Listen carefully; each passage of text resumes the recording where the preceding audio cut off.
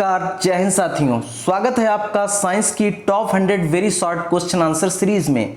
Friends, इससे पहले 60 questions हो चुके हैं जिसकी वीडियो आपको देखने को मिलेगी। डिस्क्रिप्शन बॉक्स में लिंक है उसका, आप वहां पे क्लिक करके उस 60 क्वेश्चंस को पढ़ सकते हैं, समझ सकते हैं, जान सकते हैं।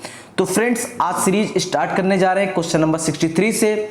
साथियों, यदि आप यूपी डीएलएड की CTET, UP TET, MP TET, KVS या डीएसएसबी जैसी तमाम शिक्षक भर्ती परीक्षाओं की तैयारी कर रहे हैं तो फ्रेंड्स, ये चैनल खास आपके लिए। चैनल को सब्सक्राइब करिए, साथ ही साथ बेल आइकन को प्रेस कर लीजिए ताकि हमारी लेटेस्ट वीडियोस सबसे पहले आपको मिल सकें। तो फ्रेंड्स, सीखते हैं, एक नेक्स्ट क्वेश्चन के साथ चलते हैं।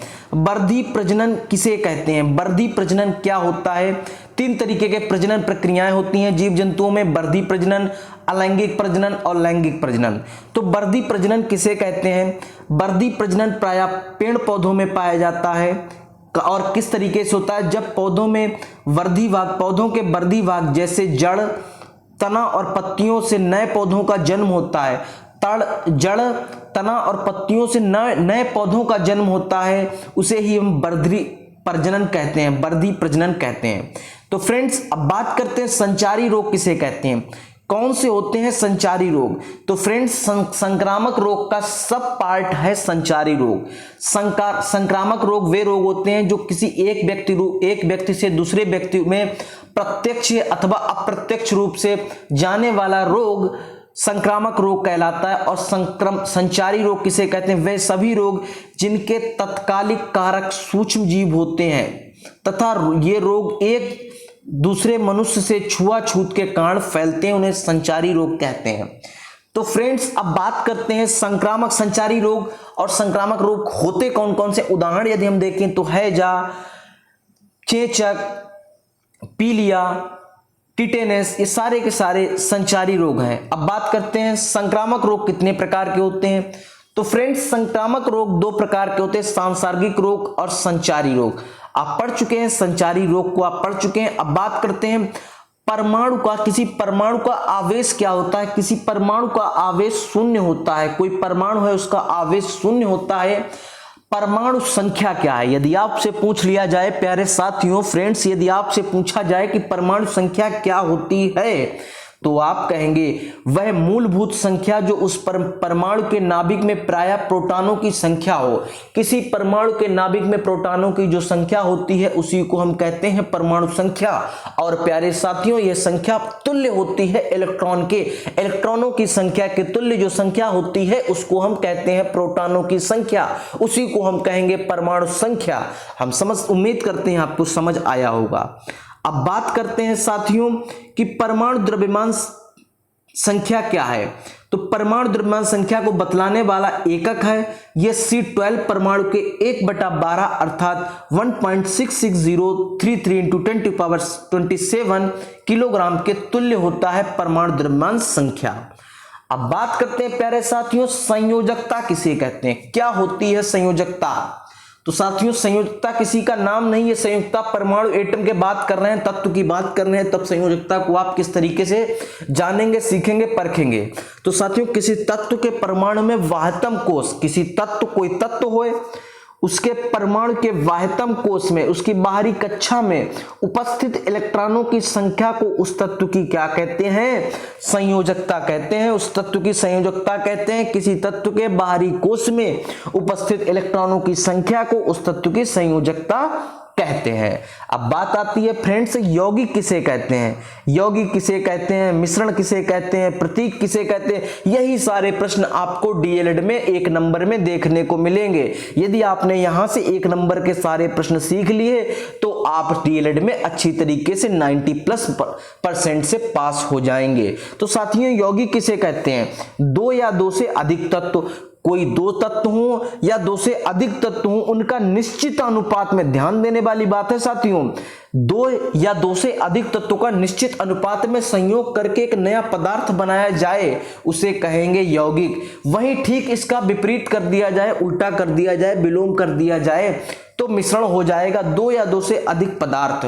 कोई 2 पदार्थ हो या 2 से अधिक पदार्थ हो, उसका अनिश्चित अनुपात में मिलकर मिश्रण बनते हैं। एक निश्चित अनुपात में यदि मिश्रण बने तो यौगिक, एक अनिश्चित अनुपात में मिश्रण बने अनुपात बने तो वह मिश्रण कहलाएगा। अब बात करते हैं प्रतीक किसे कहते हैं। किसी वस्तु के नाम को कम से कम शब्दों में व्यक्त करना प्रतीक कहलाता है। कोई वस्तु है, किसी वस्तु का नाम है, उसको कम से कम शब्दों में प्रयोग करते हैं। जैसे फोर्स को F लिख देते हैं, वर्क को W लिख देते हैं, यही प्रतीक है भाई। वर्क लिखेंगे WORK लिखेंगे, फोर्स FORCE लिखेंगे, तो इससे बढ़िया F लिख दिया, इससे बढ़िया W लिख दिया। तो यही सब प्रतीक है, किसी शब्द को कम से कम शब्दों में व्यक्त करना। अब बात करते हैं पास पड़ोस में होने वाले परिवर्तन कितने प्रकार के होते हैं। आपके पास पड़ोस में जो भी परिवर्तन हो लिख दीजिएगा, सही हो जाएगा, इसमें कोई भी गलत नहीं, काट नहीं सकता आपका प्रश्न। पास पड़ोस में होने वाले परिवर्तन: तीव्र एवं मंद परिवर्तन, अनुकूल तथा प्रतिकूल परिवर्तन, नियमित तथा अनियमित परिवर्तन, भौतिक और रासायनिक परिवर्तन, नियंत्रित और अनियंत्रित परिवर्तन। आपके पास पड़ोस में जो भी परिवर्तन हो आप लिख सकते हैं, आप मुक्त हैं। इस प्रश्न में मिट्टी पलट हल किस प्रकार का कूद काटता है, तो मिट्टी पलट हल किस प्रकार का कूद काटता है, आप लिखेंगे आयताकार कूद काटता है मिट्टी पलट पल। अब बात करते हैं ईंधन को परिभाषित कर देते हैं। बीटीसी 2015 में आया हुआ प्रश्न है। तो ईंधन क्या है आप बताइए। आप कहेंगे ईंधन एक ज्वलनशील पदार्थ है जिसका उपयोग ऊष्मा प्राप्त करने के लिए किया जाता है। ईंधन क्या है? ईंधन एक ज्वलनशील पदार्थ है जिसका उपयोग ऊष्मा प्राप्त करने हेतु किया जाता है। इनकी निम्नलिखित 3 अवस्थाएं हैं: ठोस ईंधन, द्रव ईंधन और गैसीय ईंधन। इसकी 3 अवस्थाएं हैं।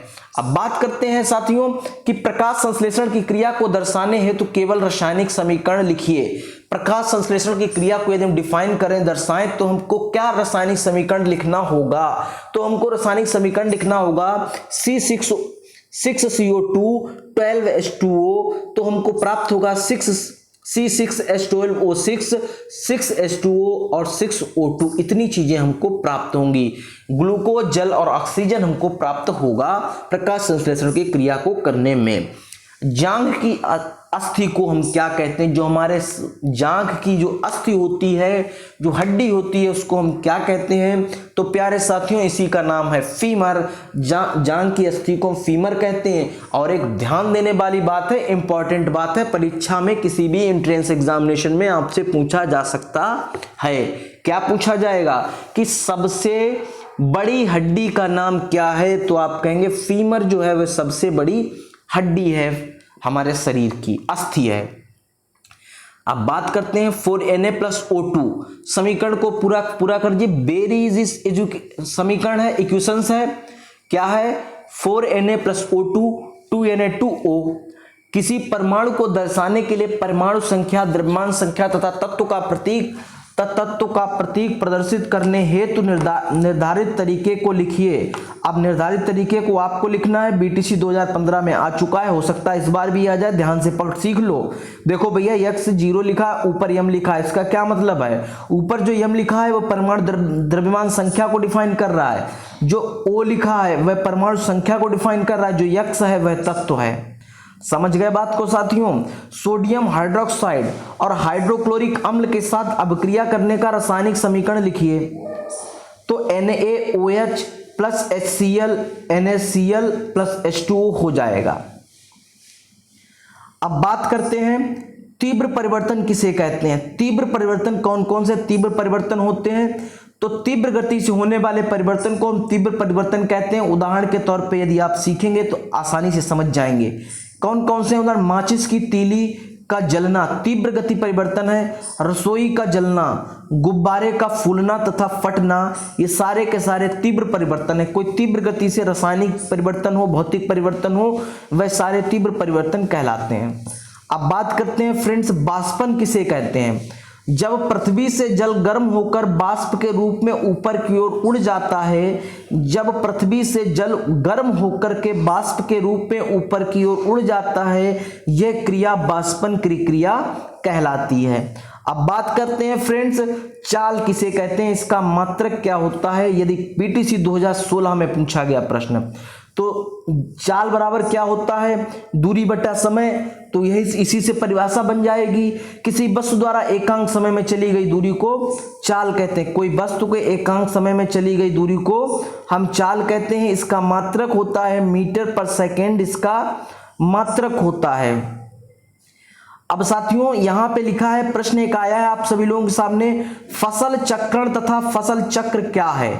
फसल चक्रण और फसल चक्र क्या है? तो किसी खेत में, कोई खेत में एक निश्चित समय में एक फसल के पश्चात दूसरी फसल को उगाने की जो क्रिया होती है, जिससे फसल में जो भूमि है, जो मिट्टी है, उसकी उर्वरा शक्ति नष्ट ना हो, उसी को हम कहते हैं फसल चक्रण। एक निश्चित समय के बाद खेती को करना, दूसरी फसल को करना ही फसल चक्रण कहलाता है।